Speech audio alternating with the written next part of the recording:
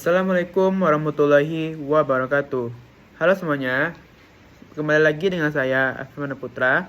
Pada kesempatan kali ini, saya akan menjelaskan materi tentang ruang lingkup aspek geografi.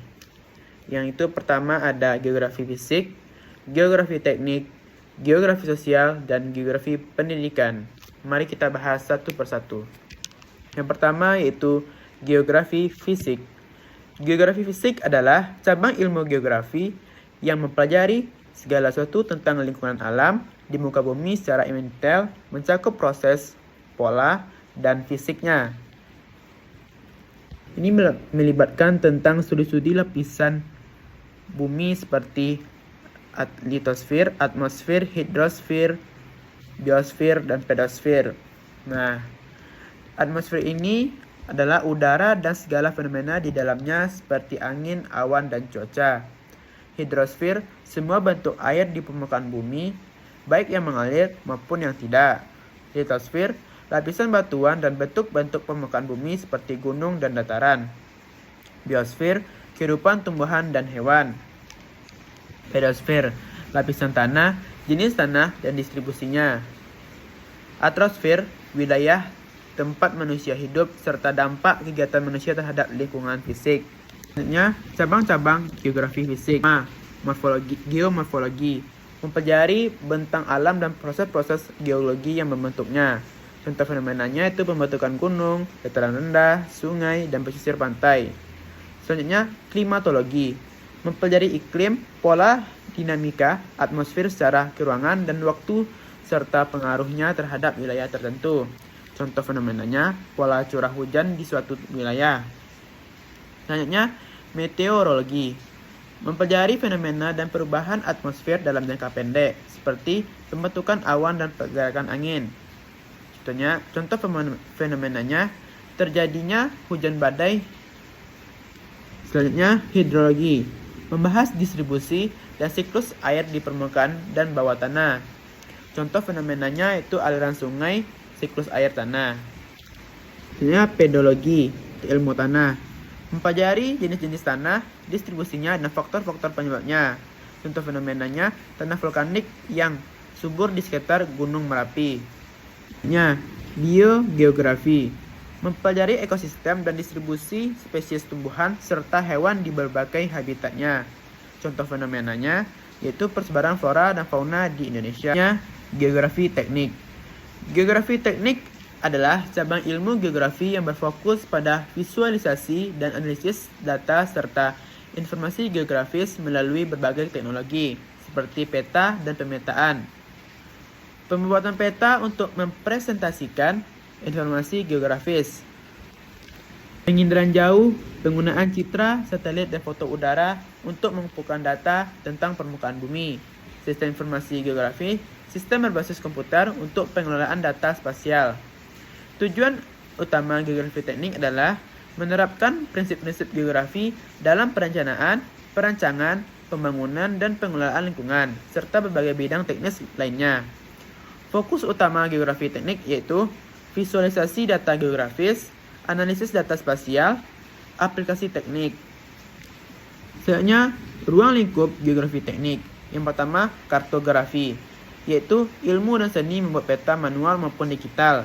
Contoh, peta topografi, peta tematik, misalnya peta curah hujan dan kepadatan penduduk. Selanjutnya, penginderaan jauh. Teknik memperoleh informasi tentang permukaan bumi menggunakan sensor dan satelit atau pesawat udara. Contohnya, penggunaan citra Landsat atau Sentinel untuk memantau deforestasi. Selanjutnya, sistem informasi geografi atau SIG atau GIS. Sistem komputer yang digunakan untuk mengolah, menganalisis, dan menampilkan data spasial. Contoh, analisis zona rawan banjir menggunakan peta ketinggian dan curah hujan. Selanjutnya, survei dan pemetaan. Teknik pengukuran di lapangan dengan GPS, drone, atau metode geodetik. Contohnya, pemodelan penyebaran polusi udara di wilayah perkotaan. Penerapan geografi teknik yaitu perencanaan wilayah, membantu dalam perencanaan dan pengelolaan pengembangan suatu wilayah. Di manajemen SDA, mengelola dan memodelkan sumber daya alam berdasarkan data spasial. Selanjutnya, kita lanjutkan kepada geografi sosial. Geografi sosial adalah kita, manusia.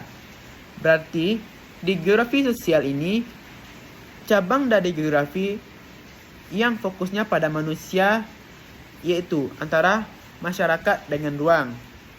Ilmu ini juga sering disebut geografi manusia karena mempelajari pola dan proses sosial yang terjadi di suatu wilayah tertentu. Kajian ini melihat manusia sebagai subjek yang aktif dalam memanfaatkan, menguasai, dan mengubah lingkungan fisik dan sosialnya. Ruang lingkup geografi sosial. Yang pertama, geografi kependudukan, yaitu mengkaji distribusi, kepadatan, pertumbuhan, dan mobilitas penduduk. Selanjutnya, geografi permukiman, mempelajari pola pemukiman pedesaan dan perkotaan, serta faktor pembentuknya. Contoh, pemukiman linear di sepanjang sungai atau jalan raya.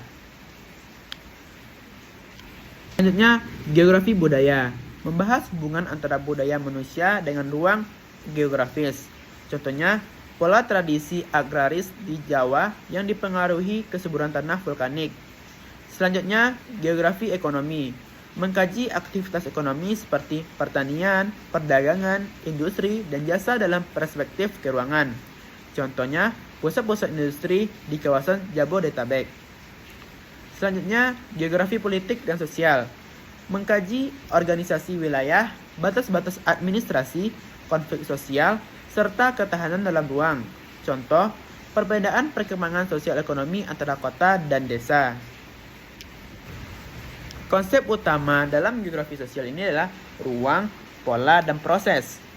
Nah, fenomena geografi sosial cukup pola pemukiman, ketimpangan sosial, kemiskinan dan perbedaan ekonomi, dampak globalisasi, serta penyebaran agama dan budaya. Selanjutnya, kita masuk kepada geografi pendidikan. Merupakan cabang geografi yang mempelajari distribusi, aksesibilitas, kualitas, dan pemerataan pendidikan dalam kaitannya dengan ruang dan lingkungan geografis. Geografi pendidikan menurut M.G. Taylor menganalisis hubungan antar lokasi sekolah, distribusi sarana prasarana pendidikan, karakteristik wilayah, dan peluang pendidikan yang diterima masyarakat. Inti geografi pendidikan yaitu tidak hanya membahas lokasi fisik, tapi juga aspek-aspek sosial dan spasial yang mempengaruhi pendidikan. Ruang lingkup geografi pendidikan.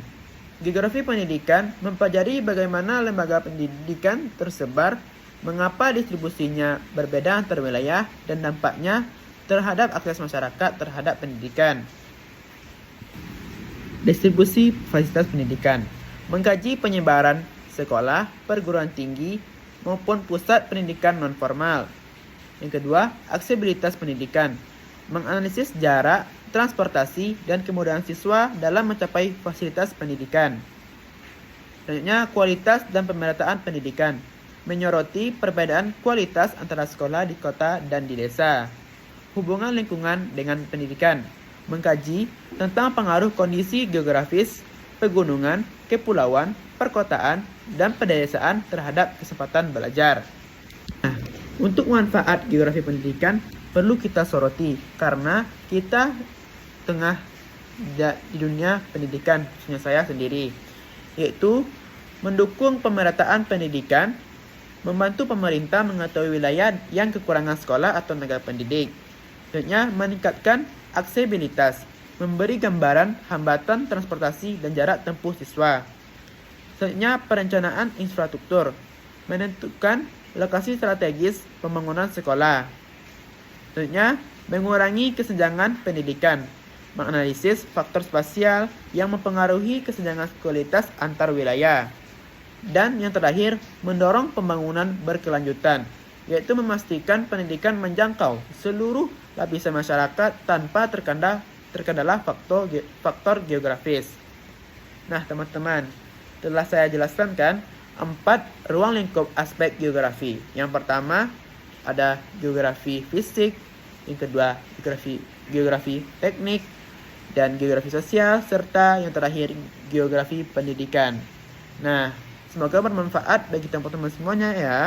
Mohon maaf atas segala kekurangan dan kesalahan saya. Saya akhiri dengan Assalamualaikum warahmatullahi wabarakatuh.